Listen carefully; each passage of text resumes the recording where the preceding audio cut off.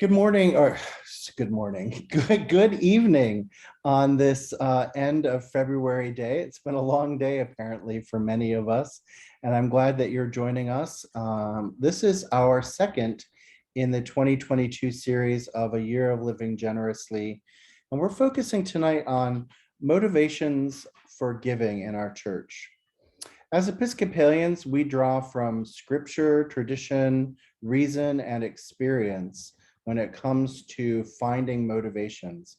And so tonight we're going to talk a little bit about some of the ways that we can ask questions in our congregations about how they experience stewardship, how they experience giving in order to get at that root of the motivations to give. And then we're going to talk a little bit about some of the stories or experiences we've had in our own lives that have inspired us to be generous or to think about generosity. We're going to talk a little bit about what motivates us, how to put the Bible before bills and mission before the budget. Let's make sure. I heard in our introduction, I heard one of you talk about, this isn't just about keeping the lights on and salaries paid, although it is that is the work of fundraising, but it's about what we do in the world, how we minister to our neighbor, how we communicate the gospel and the message. And then how does God use us to meet the needs of the world? Each of us have a ministry, and each of us have people to whom we are essential and important. How does God use us to enact us and enliven us to do the work that we're called to do? Let's start a little bit with pledge campaign feelings. And I'm going to run through a couple of slides, and these are all questions that you can take back to your stewardship committee, or you can ask in your congregation, or maybe a small group of folks in your congregation that help you think about why you do this and how they come together and fund the budget and your ministry and your work in the world. So, some questions for you to think about. When you recall your most recent pledge campaign, did you share enough information about who you are, what you're doing in the world, that people were both inspired and informed? I've seen lots of stewardship campaign materials that talk about, here's the budget, here are the salaries, and here's what we're doing. And that's great information. As people who are transparent and accountable leaders, we want to make sure that we have that kind of transparency and show our budget and let people know what's going on.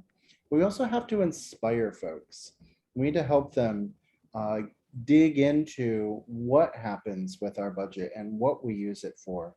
And that's really about our metrics. Do we have, it's great to know that we have a preschool. It's even better to know, for example, how many kids come, and if we do anything for low-income families, how we support them, or if we have a food pantry, it's great to know that. It's even better to know how many people we feed or what our way of approaching that is. Dig into the programs, the ministries a little bit, and explain them so that people are inspired. Our internal ministries are important too. Let's not forget about pastoral care and baptism prep and the catechumenate and our other things that go into forming our community and bringing us close together. Those kinds of things are also funded from our budget. So have some metrics about that. Our prayer team gathers and prays for all the people on our list. Or what do you do to do inreach and outreach? Put some numbers, some stories around that. Was your campaign fun? Was there joy to it? I belonged to a congregation a long time ago where the annual appeal started every year with the rector coming to the chancel steps and sort of giving a deep sigh and saying, it's that time of year again, folks. We're going to be bugging you for your pledges. That happened every year, right? Um, Somehow they made their campaigns work. But what it wasn't was joy filled, fun, energetic. It was business. It was, get the job done. And that had some results, but I wonder if he'd taken a little bit of time to encourage people, to tell some stories, to bring some life to it. So if your campaign feels like more work than joy, um, and I know those of us who are stewardship leaders often feel at the end and with a lot of work. But if there weren't some moments of joy too, then we need to rethink how we're doing this and make sure people feel that it's coming through. Did we focus on the motivations, on our theology of giving, use scripture and some of our traditions to help us tell that story? Or did we just talk about our bills? Did we talk about mission? Or did we talk about salary line items? These are some questions to ask, and how you answer them and the answers you receive might give you some information about your next campaign and how you might want to tweak it a little bit. What do the feelings teach us? Well, I think they are great windows into how our members connect with the mission. When you get people to share with you how they felt about being asked for money, how they felt about making their gift or their pledge, that gives you some information on how your message was crafted. Did you give enough information? Did it have inspiration? Did people feel good about it, or did they feel put upon? Did they feel like, why is this church always talking about money? Ask those questions and listen to the answers. That will help you know how your members are connecting. If they didn't feel like they had a good time, it's time to look at your messaging, your approach. So really go back. What were the announcements like? What was the body language like when people were talking about it? How dynamic was your campaign? Was it, pick up your packet at the back of the church and skulk out the door? Or was it, conversations and phone calls and visits and Zoom meetings and a potluck? Imagine those days when we'll be able to have a potluck again. Um, did you do those kinds of things? Think about that. And that's all tied to how you approach or how you communicate your stewardship campaign. Members connect with the mission of your church. Yes, it's important that the roof doesn't leak and that the lights are on and that the music is nice. We want all of those things. But if that's all that church is, it's not enough for us as Christians.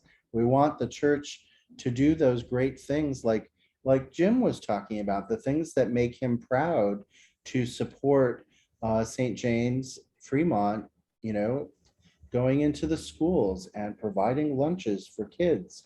And that's something that you can hang your hat on as a Christian and say, we're really doing this work in the world. So that's kind of really what we're looking at. Members connect to the mission, not just to your budget. If members didn't respond, if you had lower campaign results, yeah, it can be that there were some bad economic times, and we'd take those into consideration, of course. But it also might be the approach. And so if your campaign falls flat, don't say people are just stingy. I don't know why they're not. You need to take the time to do some real analysis on it. I know this is really hard. When campaigns feel like they failed, we want to put them in a box and put them away and carry on with something that makes us feel much better. But that's exactly when we need to open up some of those painful conversations, have a chance to check in with folks about, what's going on. If we see a trend and it's more than a few households, we need to ask ourselves some serious questions about that. There are questions that are about money and mission, but there are also some questions that might be about our pastoral relationships. And I want to talk about that too. Episcopalians are many great things, but we're also sometimes a little passive aggressive. Have you ever experienced that in the Episcopal Church? So one of the things that we might like to do sometimes is vote with our pledge form.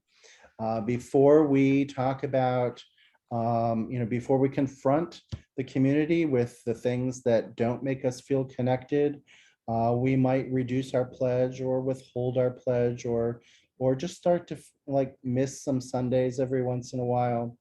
Those keys, those clues into what's going on, we should pay attention to them. And so we should want to know how our members are connecting with our leadership, with our mission and our message. This is a little plug here that our clergy should know how people are performing in the stewardship campaign, which isn't to say that we need to share the numbers broadly, but definitely our clergy should know how, Davy gave less this year than he did last year. Maybe something's going on with him. You might want to give him a call or have coffee with him and see what's going on. That kind of feedback for our clergy is really helpful because some of these things might be pastoral. I might be going through a hard time and really, I haven't reached out to my priest yet, or maybe I'm angry about the way they preach. And so I'm like withholding my pledge. Any number of things might be going on there. So it's a chance to just give that feedback without feeling like we're tattling on people. And then let's ask some deeper questions of our members about what their connection is. And this gets to our exercise this evening. What program or ministry means the most to you? So this is a question that comes from the tradition of appreciative inquiry. Appreciative inquiry is some design thinking that asks positive-based questions, that casts potential problems as opportunities and hope and even happiness and joy. So ask people what connects with them and what they're excited about. Ask people, I love this question, why did you make this great pledge this year?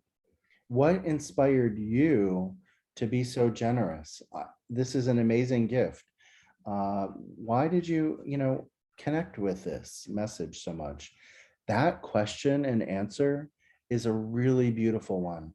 And it can help you as the people asking or leading the stewardship effort, or it can help our clergy understand how the message is being received.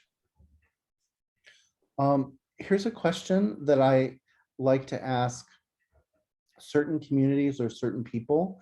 Not everyone. This might not be a question for everyone, but what work do you think we could be doing that we aren't?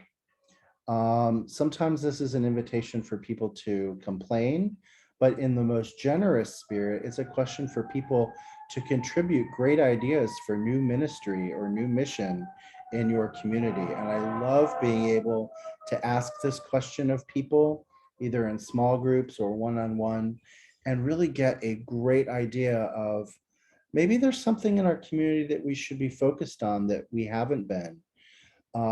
We all have those, all churches have some sort of legacy ministry that was really important a few decades ago and is still being supported, although with diminishing returns. It's time to take a look at some of those sometimes and say, could our efforts be channeled into something else? Or is there something else in the world that needs our attention right now? And maybe we could focus on that for a while. Think about this. We always have an opportunity to change our ministry and our mission. And then finally, here's a question that I ask of folks, whether they have changed their pledge or kept it the same. What are you struggling with? What's on your heart right now? Where are you in your life? Is there anything that your church can do for you that would make you feel more connected? Or, is there something, and these are pastoral conversations. These are questions, but you, even in your role as a stewardship leader, have the opportunity to ask, how can we support you? Why do I say that this is even something that we, who are stewardship leaders, often lay leaders, can do when we're not clergy? I say this because our money and our thoughts about money are wrapped up in a whole lot of our own stuff. We put a lot on our money, our hopes, our fears, our dreams, our expectations, our failures, our successes, our plans for the future, our regrets of the past. All that is tied up in our money. And so when we ask people to give, when we ask people to share, when we ask people to be vulnerable, we are asking some deeply pastoral questions. And we may wade into waters that we weren't expecting. Sit with that. You're a minister in that moment. You're having a beautiful, honest conversation with someone about where they're at. So dare to ask some of those questions and know appropriately what to do with them. Hold that information, use the learning to tweak your campaign. And if there's an urgent or necessary issue, say, I might talk to our priest about this. This has been a really big conversation today. Would you like more support? Would you like to talk with the priest? Invite them into a deeper conversation if it's out of your above your pay grade, if you will. These are questions that we can ask to help our congregation understand and be in touch with their own motivations to give.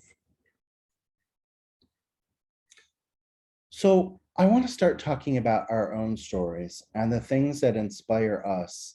And I asked you in the homework tonight to think about a story, a passage from scripture, a poem, a song, something from your own tradition, your own history that has made you feel generous or made you feel inspired to be generous. And the time that we have, we've got about an hour left. I hope that we can share some of these stories with each other. And I want to share the one that motivates me. Every year as a child around Christmas, my mother would read me this O. Henry short story, The Gift of the Magi. It's only a few pages long. It was a quick read. It could happen before bedtime. And I looked forward to it every year. We only had it during Christmas. It wasn't a book my mom opened in July. It was just a Christmas story. And if you don't know this story, or even if you do, I'm going to tell it in my own words because the inspiring message in it is the connection that our two heroes in this story, Jim and Della, have for each other. And they're a struggling couple. They look at their finances and they look at Christmas approaching and they want to give each other gifts. They want to show each other love. And in doing that, they shake out the coffee can and they go into the couch cushions, and neither of they turn out their pockets. Neither of them has much left. Della, in fact, who's trying to run the household on Jim's salary, has only been able to save about $1.87. This is the 1920s, $1.87 throughout the year from which to make a gift for her husband. And Jim similarly doesn't have much left over. He gives everything he has to the household, and there isn't much left over for a gift. Yet they want to make Christmas beautiful for each other. What Della does have is her long, beautiful hair. She spends a long time looking in the mirror, brushing it. She gets compliments on it. She's dazzled by it. She dazzles others by it. Jim himself loves to kiss her head and run his fingers through her curls. Jim has a gold pocket watch that belonged to his father, and he carries it in his vest pocket, and he pulls it out. Sometimes he attaches it to a leather strap, but what it's never had is a pocket watch chain, something to wear through a button, something to show that this watch has value and meaning. And while he's very proud of the watch and loves to pull it out and tell the time and show it off, he then tucks it back into his pocket safely because it doesn't have a chain on which to hang. So they give each other gifts for Christmas. Della, to scrape together the money to buy a gold chain for her husband's pocket watch, cuts off her long hair. She sells it. She makes $20 from it. And with that, she's able to go buy the watch chain of her dreams. Jim has been paying attention all year long as he's walked down the street with his wife and notices that a pair of tortoiseshell hair combs in a store window always attract her attention. And he goes back to the store and he pawns his gold watch to buy these tortoiseshell combs for his wife. When they give their gifts to each other, they of course realize that they have taken away the very thing that the gift was meant to augment. But what they've done is show each other sacrificial, true love, able to give what was most important and valued to them in order to please the one that they loved and to share this gift with each other. At the end of the story, O. Henry departs from the narrative and takes sort of a global look at the outcome of the story and says, you might think this couple as two foolish kids who gave more than they needed to, who spent more than they should have, who are just foolish and young and in love.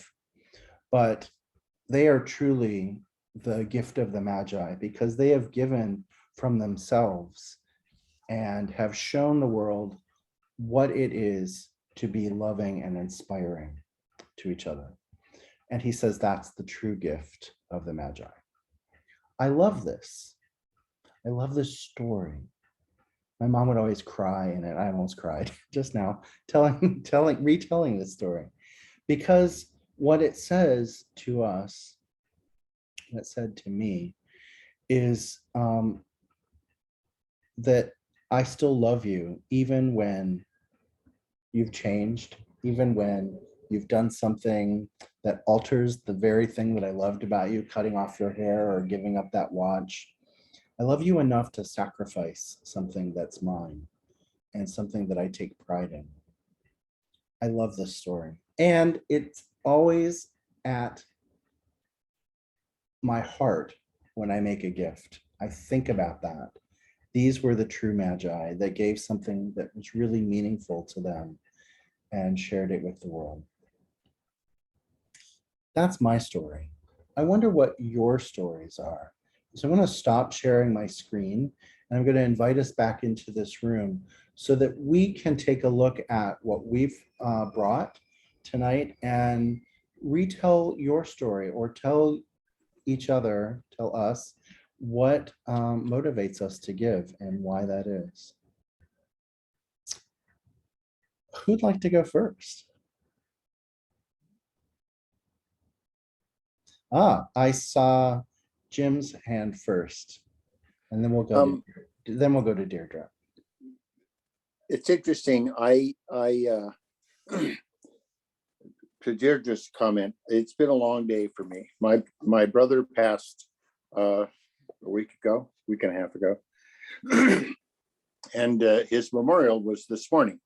My brother lives in Scotland, so we had a virtual funeral. What I saw there was an incredible amount of love and compassion for the people who were there, for my brother, for my sister, for the girls, for his wife Linda. The outpouring of this kind of love. But then we learn about Michael's life, and what his life was all about giving. Michael's life was about giving to, he was a hospice worker, he was a social worker, he was a lot of the things that I love, one, about him, but also that inspire me when I look at what am I supposed to be doing here?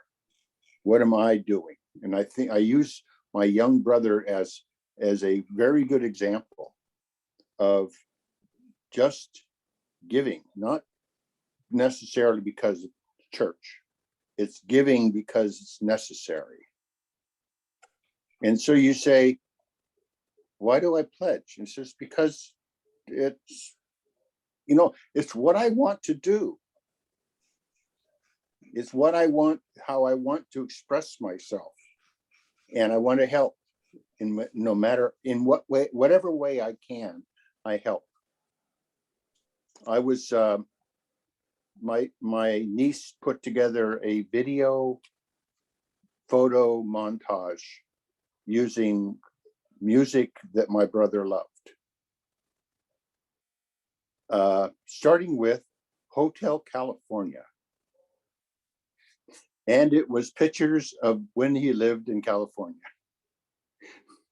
with my mother. So it was a wonderful time, and it really did, as I said, it was a long day. And as you probably tell, I'm still thinking about this day, the day that has been. Thank you all for letting me wax poetic about my brother. Jim, thank you for sharing that. Your brother's name was Michael? Yes. We pray for Michael and for your family. Thank you for that. And I'm sorry for your loss. It's, he was ill. He had been ill for a while. As the Robert Burns poem that kind of closed out his memorial, what's all about, I'm not gone. I'm still here. And don't mourn me gone. I haven't gone anywhere. I'm still here with you. So comforting in many ways. Comforting and inspiring. Yes. Jim, we are with you tonight. And thank you for finding an inspiring story to tell about your experience today. Mm-hmm. And how it motivates you. I really appreciate that. Thank you. Deirdre, I think you were going to go. Are you ready? I'm going to go whether or not I'm ready. But Jim, that story was so profound. And, here's somebody that was giving sort of out of their DNA, right? Like being a hospice worker, being a social worker. It's like, this was his DNA. This was just like, this wasn't probably something that he thought about, gosh, I'm going to help the sick people today. No, it was just like, this was this muscle that he worked out. And if you work out a muscle, it gets very strong and very pliable. And it's a great story. I guess I was thinking more of like images or stories from folklore. So I just want to share, there's a storybook that my kids loved growing up, and it is a very visual book. And so for that reason, it's very memorable. And it's called The Quilt Maker's Gift. And it's a story of a king who lives in a kingdom who has everything. And on his birthday, everybody has to give him a gift, and everybody's jostling to give him the most over the top, crazy, expensive gift. And everyone in his kingdom does, except for the quilt maker who makes quilts, and she gives them away. And he's like, well, why don't I get a quilt? She's like, well, you have to give what you have. You have to give it away before I'll give you a quilt. And he's like, well, that's ridiculous. Why is this ridiculous condition being put on me? So he puts her on an island, and, she's out there, but then the birds come and feed her, and then he feels bad for her. So he takes her off the island. It's like, okay, come on, give me that quilt. And she said, no, not until you give away what you have. And he gets mad again, and he puts her in the cave with the bear. And of course, she has the quilt with her, and she puts the quilt over the bear, and, immediately is in harmony with her world, no matter where she is. So she says, well, just give one thing away. So he, at his big birthday celebration, he, gets these things, and then he just gives like a canary away. But the person who gets it is so excited that he's like, oh, well, that was interesting. And then he gives away, a pair of boots or whatever. And the reaction is always so surprised, because there wasn't any action that motivated it. He's just giving this gift, that he gets really excited. And the more he gives, the bigger his smile is. And at every page you see his smile is getting bigger and bigger. And he begins to laugh and laugh. And his birthday celebrations become times where people come, and he just gives away all of these things from his storehouse. And finally, he has nothing, but he is laughing all the time, and he's happy all the time. And he's with the people that are the kindest to him, and he's out on the street sleeping. And then the quilt maker sees him and realizes what he's done, and she puts over him this beautiful quilt, and he wakes up, with this quilt that she's made for him. So it's a beautiful story, and visually very beautiful as well. And I don't know, I think it would take a little polishing for me to try to tell that story, but when you just see this man's happiness, going from the suspicious person to just being more and more jubilant and happy as the story goes on visually, you just feel what's happening here within him. So I recommend that story, The Quilt Maker's Gift. The Quilt Maker's Gift. I love that. And Yeah. giving is transformational to the people who are receiving it and to the giver, right? I mean, this is the joy, because it's relational. And I love that story emphasizes the personal transformation. He became a giver. A happy giver. A happy giver. Would that were true for all of us. That goes back to your thing about stewardship being joyful and fun. Yep. Yes. Thank you, Deirdre. What a great story. And I've never read that book. I'm always looking for new stories to inspire me. Thank you.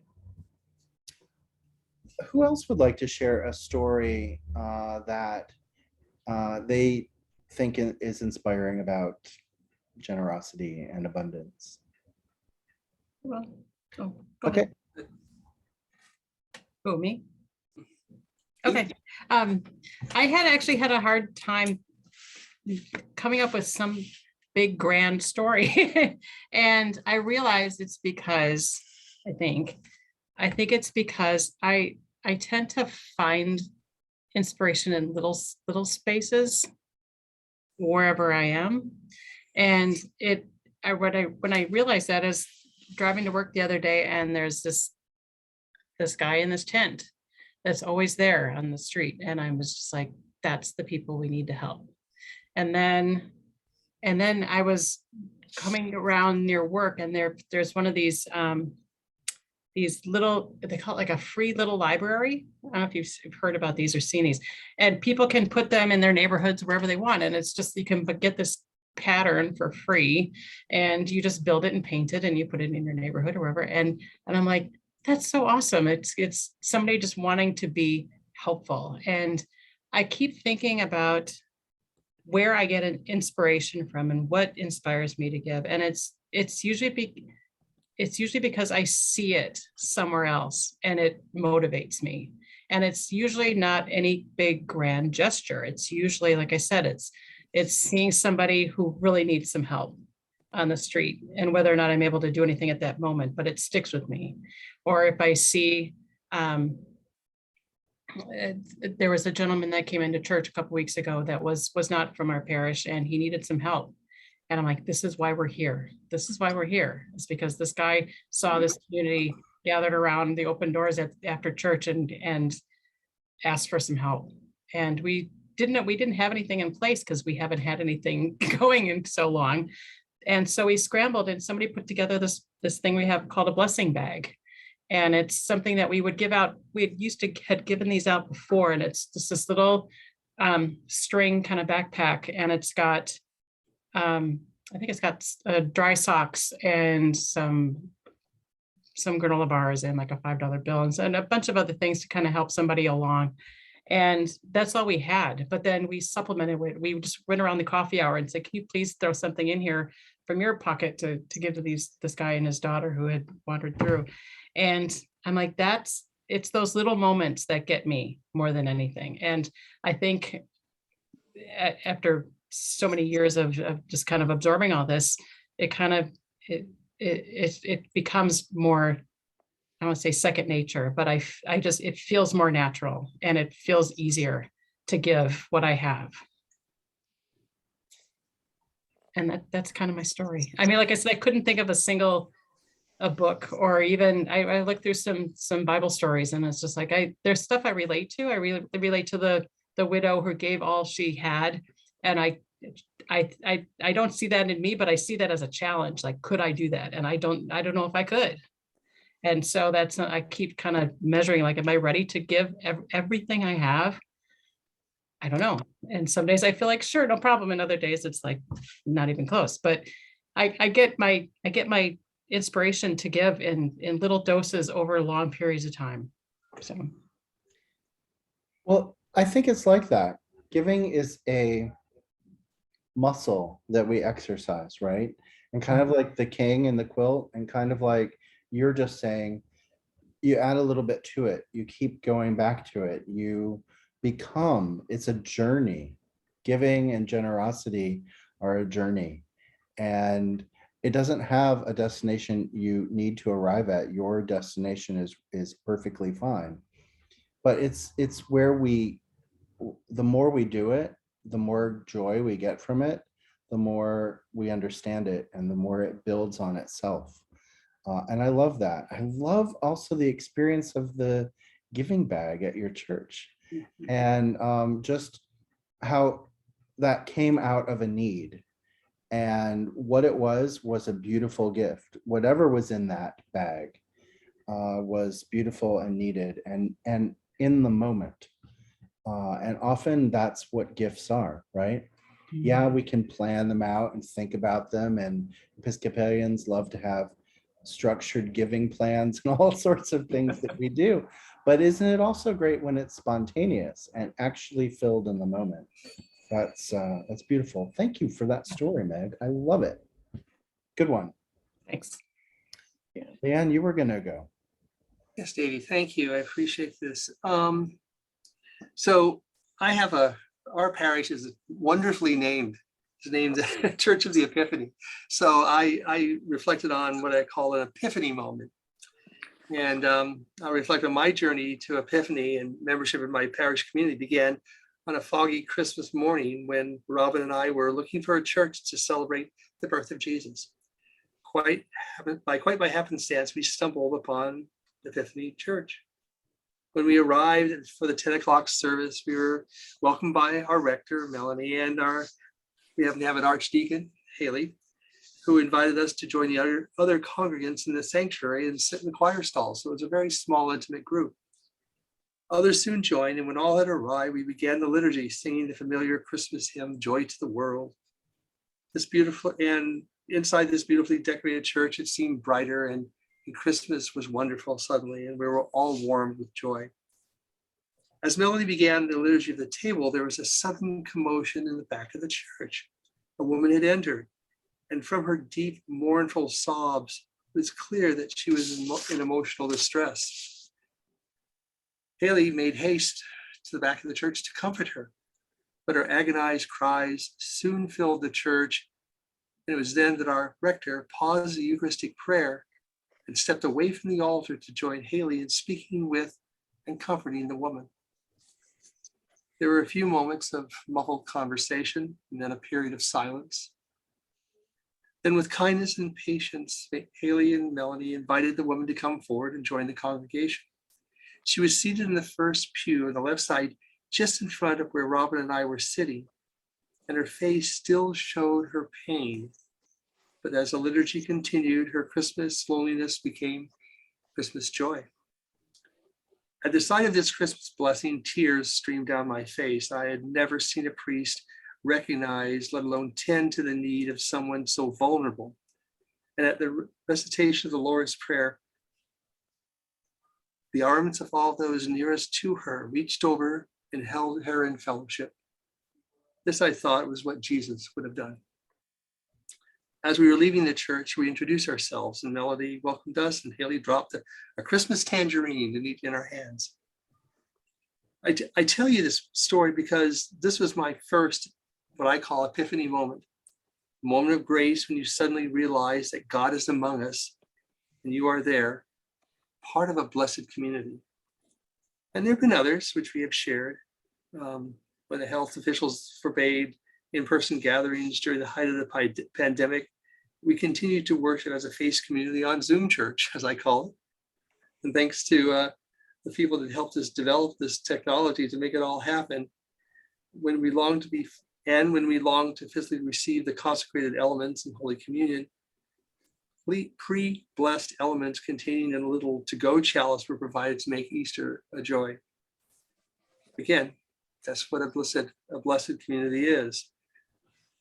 That happens when I mentioned earlier that stewardship isn't just about the money. It's about the way we spend of our time, the way we step away from what is comfortable and what is knowing, what we feel that we have to be doing when something more important, a more important need arises, then we tend to it. And so when I look at my reason for giving, I begin with this care and concern, and a natural development of that care and concern, the natural flow from that concern is that I want to preserve this community, this church, this facility that calls us together and gathers us in a community. And so that was my story. And I still choke up when I read it and remember it. Thanks. Wow. Melanie is such a gift to the church. Oh. And a gift to Epiphany. I know that you are celebrating with her as she starts her retirement. Yes. And what a moment. I mean, there it was. And even Episcopalians can stop the liturgy sometimes. Yeah. And tend to the liturgy that's happening in front of us, right? And really do that beautifully. And what a story, and what an inspiration of that transformative experience that community can bring. And then you use it to show why you support your own congregation and how you support it in its work. That was a beautiful, wow, that's a great story. You guys are on fire tonight. I love it. Great. Oh, we lost someone. Barbara and Elizabeth, would one of you like to? Elizabeth, if you want to go, and then I'll go. And she did leave us a note. She has a 7:30 meeting. Oh, okay. It's in the Oh, she chat. did tell us that. Yeah. Wow, she's had a long It was day. in the chat.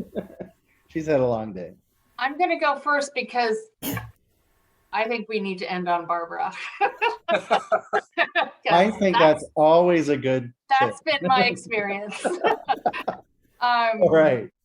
I have two things. I was thinking more about the stories, and this doesn't relate to being in the church at all, but I do remember, and it stuck with me, when I was in college in North Carolina, and I had come from the Bay Area, and I had went to my private girls' school in Palo Alto, and I didn't have a care in the world about, hardship or anything like that.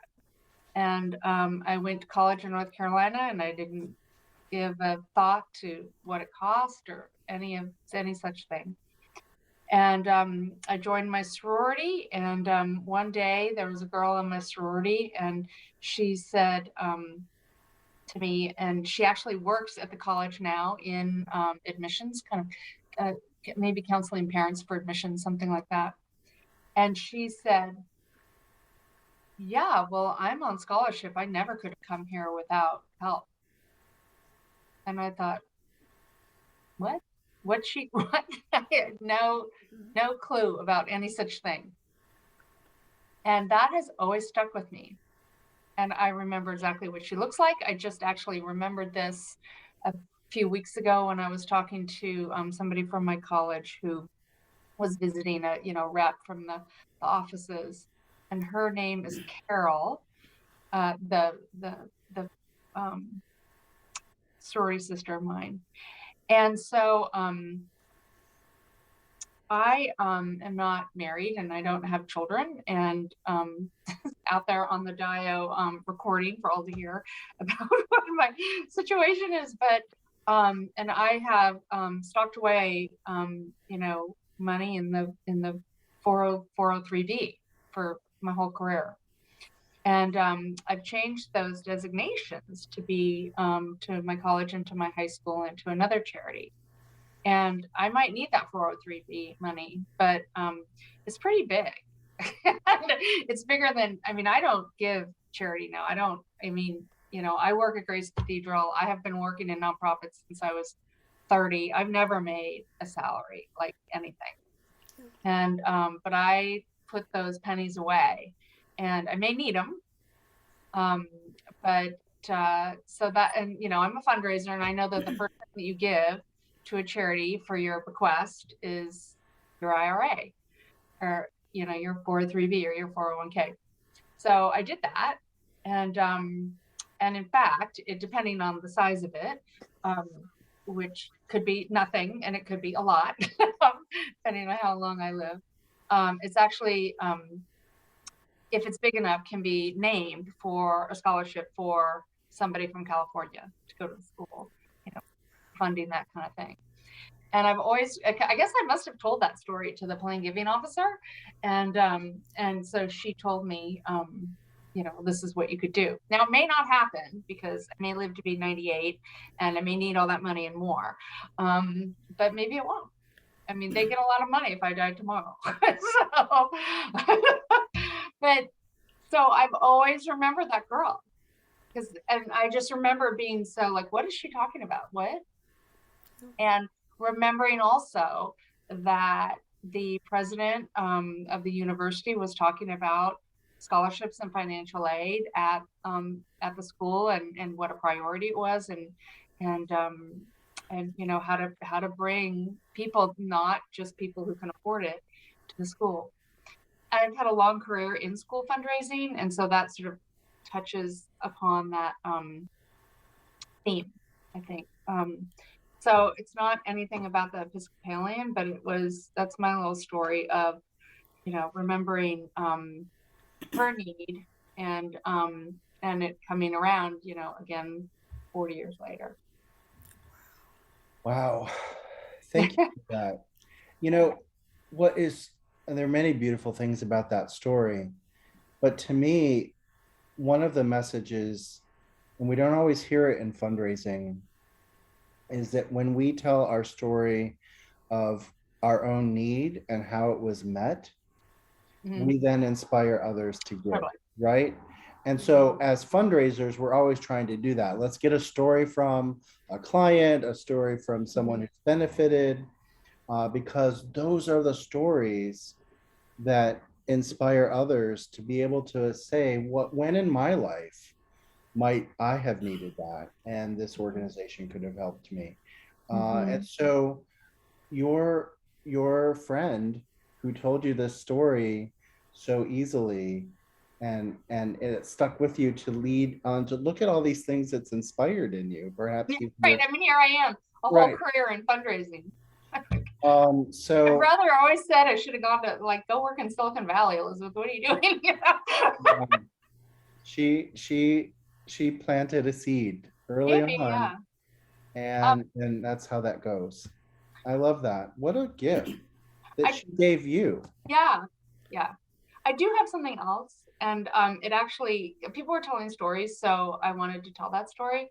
But I'm going to share screen, and I have something. Oh, you disabled, but you'll. Yeah, let me let you share the screen. Sorry. I hope it comes up quickly. Sometimes I never. Where? All right. Sorry. Sorry about that. That's my colleague calling me because we have our big fundraiser on You do. It's coming right up. oh my gosh, I'm trying to figure out how I get to it. Well, maybe I can just read it. It is we send thank you notes to each one of the church committee sends thank you notes to each one of our pledges. And see if I can get it. And so I don't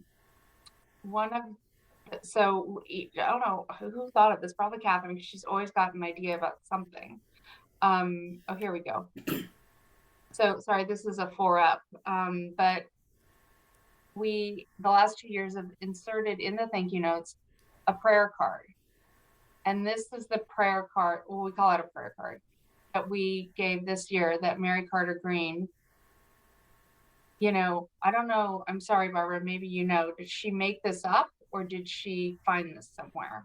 I'm not sure, but she Yeah. always does something that's beautiful, and that I really enjoyed putting those cards in the envelopes when we sent thank you notes. Yeah, you see them every time, and we put them.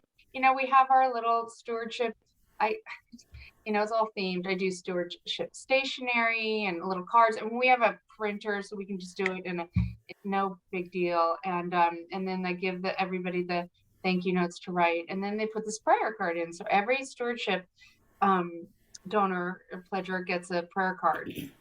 And this is what I was thinking about when you said, sharing something.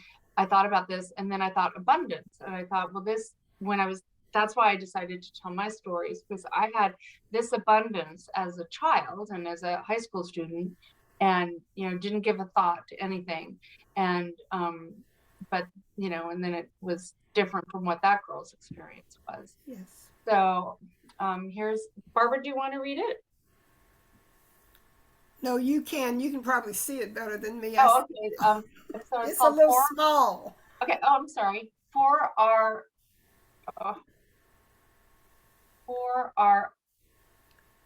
offerings from abundance. Almighty God, source of abundance, you show your handiwork in the heavens and in the earth. Deliver us in our various occupations, that we may do the work you give us to do, and offer the gifts we have in truth and beauty and for the common good. For the sake of your Son, Jesus Christ our Lord, who lives and reigns with you and the Holy Spirit forever and ever. Amen. It's beautiful. And that's my share. Yeah. Thank you. And clearly Elizabeth is in the work I say she's called to do, because she really is wonderful in the work that she does.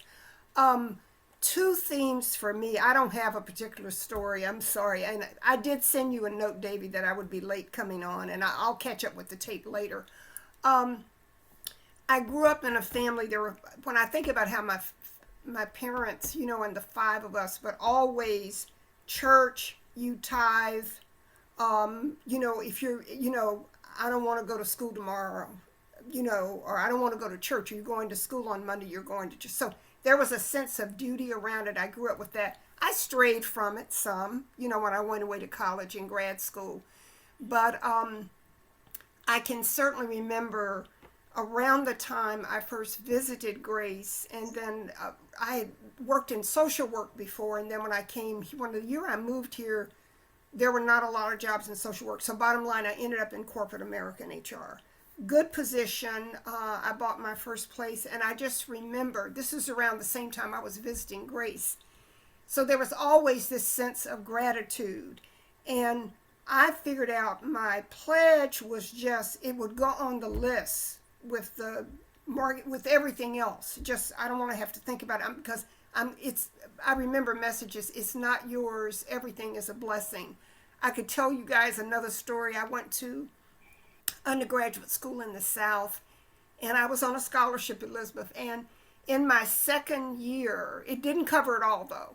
And in my second year, my father became very ill. And when I went to see the Dean of Women to say, I may have to take a break, they went through all the funds. I ended up going a semester with funds, a scholarship from the Daughters of the American Revolution. That's awesome. Is that a blessing? I mean, I'm telling this story many years later. She said to me, you have met some of them on campus, the ones they like you, it's not going to be a problem. It was a big university, but I just remember that of all the blessings that I've had in life. So for me, there's still a belief. They say as you get older, you can sometimes become more like your parents, but there's a belief what I get is not mine anyway. And so many blessings at Grace. I remember when I was working I used to travel all week. I'd love to go to 7:30 service so I could get in and out, in 40 minutes, go down to the Embarcadero, work, get on a plane the next day. And I think the second Sunday I was ushering, small service. Lovely couple comes in, they're in tears. They had been married, had their honeymoon here 5 years ago. They stayed at the Fairmont. They were coming in because she had been diagnosed with an inoperable brain tumor. They were from Ohio. They got a second opinion. I remember getting a priest to meet with them. I mean, I just have so many stories over the years of things. So there's so much that we do, but the giving, and I give to other organizations, but it's not in the same kind of way. I'm very strategic about it, and I don't have a particular story, but it's just, I feel it's so important because I feel what we have on this earth, it comes through blessings and gratitude. So I give from a place of gratitude. So I'm sorry I didn't have a particular story, but Elizabeth has seen a lot of things I've written about. Yeah. Those are great stories. And when we benefit from other people's kindness, we then go on to share that kindness with others. I love how that rippled through all of your stories, Barbara. Yeah. Clearly you're a conductor and then a generator of kindness. Yeah, and some of the hardest times, I mean, there have been times I've been between jobs. You know how things happen in the late 80s and the 90s here, and I didn't know. I'm stepping out on faith. I don't know whether I can keep to this pledge, but I did. And so I consider that a blessing also. Yeah. Wow. You guys, all of you, inspiring. And I really, really appreciate the stories that you shared and the way that you shared them. Really beautiful. Thank you.